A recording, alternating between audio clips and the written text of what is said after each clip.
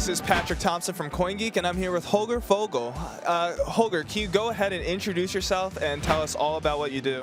Yes, so I'm Holger Vogel. I'm working in Switzerland for a state bank, which is called Basler Kantonalbank and Bank Claire. We are in principle two banks, and yes, I'm doing lots of things there, from trading experience or down to coding. Now I'm coding for compliance teams and risk teams and accounting teams. So when did blockchain and digital currency fall onto your radar, and what made you really want to go down that rabbit hole and learn more? Yes, so I was finding out about Bitcoin around about 2011. I can remember when I was trying to find a way of testing my own trading systems that I developed, and I tried to find a testing environment that is much close to the reality, and I was looking into Second Life these days. It was quite a hypey thing there, and I didn't come to test my trading systems there, but I was finding you can buy the Linden dollars from Second Life with Bitcoin. What the hell was that? Yeah, so that was my first touch into the blockchain world. And what was your impression when you first came across it in 2011? And are you satisfied with the progress that's happened from 2011 until today? Today I'm quite happy that we are kind of back in terms of technology. The protocol is kind of refactored and even much more better because it's now openly scaled, or that the focus is on scaling and not on changing the protocol itself. Because there I was always unhappy because I worked against lots of protocols in my life before, and it's always a pain in the ass if things are changing there. If it's a syntax in your code, which is kind of a protocol that you use, and from a financial protocol, I also always expected that once you set it live, then that's really hard to do any change in terms of technological change.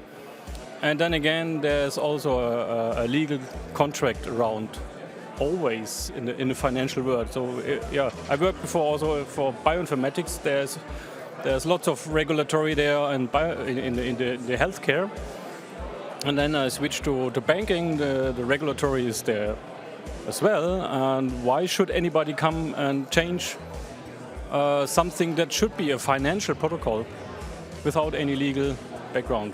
Well, that being said, I know you're very keen on regulation and compliance, especially when it comes to banking products. So, just tell us a little bit about your thoughts in that regard and, how Bitcoin falls into the mix.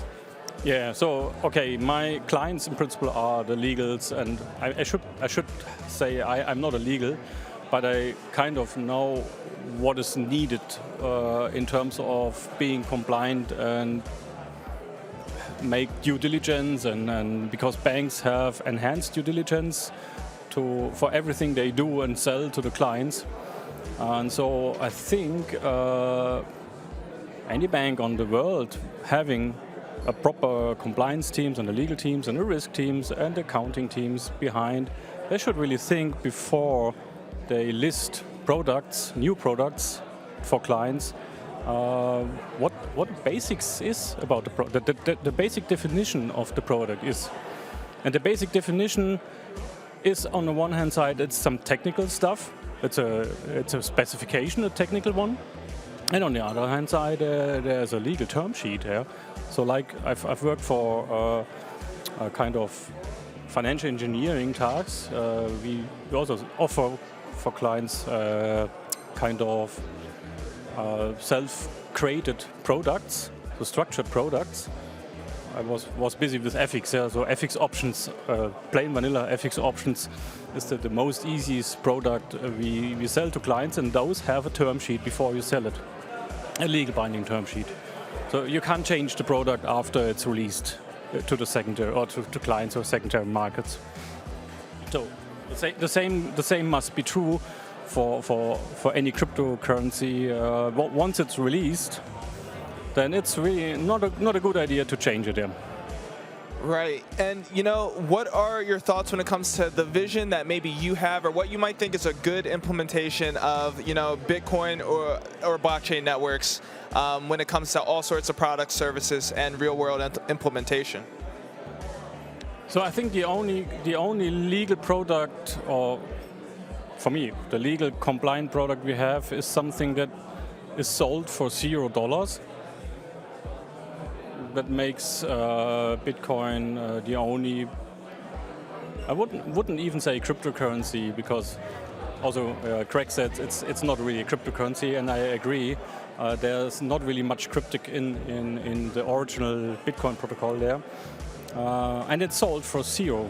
And if it's true that he really released any Satoshi when he started or launched the Bitcoin in 2009, it's quite a challenge to understand. Maybe legal should look at it if this is true, that any Satoshi was released in 2009 to the beginning for $0. I think that seems to be the most compliant thing you can do. And all the rest, then you must understand if this is released, the specifications are released, and the legal term sheets are released at the same time to the secondary market, which is to the public. Who should be able to change that, and why?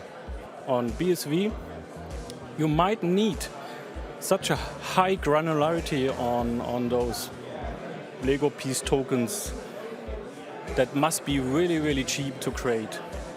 And now you get me, yeah? So you have to have the cheapest blockchain for really getting the highest granularity of creating art. That was very poetic from Dr. Holger Vogel. And I guess just as a final sort of question to really wrap it up, if there was one general takeaway that you would want the audience and everybody watching to know about yourself, or just blockchain and digital currency in general, what would you want them to walk away with knowing? So, as I mentioned in my speech there on the panel, I'm quite keen in changing the world for any creator, not just coders, because I'm a coder. These tokens we just have, the token hype with the NFTs in art, maybe it's just the beginning of something new, because you can have any creation burned or minted into a token that is of value for others. So when I start coding, I always also need some input. It's hard to start coding from scratch when you have nothing. Thank you so much for taking the time to talk with us and share your insights. Hi, it's Jimmy Nguyen, founding president of Bitcoin Association. I'm inviting you to the 8th CoinGeek Conference. CoinGeek is coming back to the Big Apple, New York City. Join us October 5th through 7th at the Sheraton New York Times Square Hotel in Manhattan. You'll learn how the BSV blockchain is transforming all industries. With its massive scalability, BSV can power efficient payments down to the micro and nano level, and data applications of all types for enterprise, government, and consumers. After so many years of just hearing about the promise of blockchain technology, it's time to see some real uses and real value. Registration is now open, so get your tickets early, and stay tuned for more information about CoinGeek New York. BSV Blockchain. It's about time.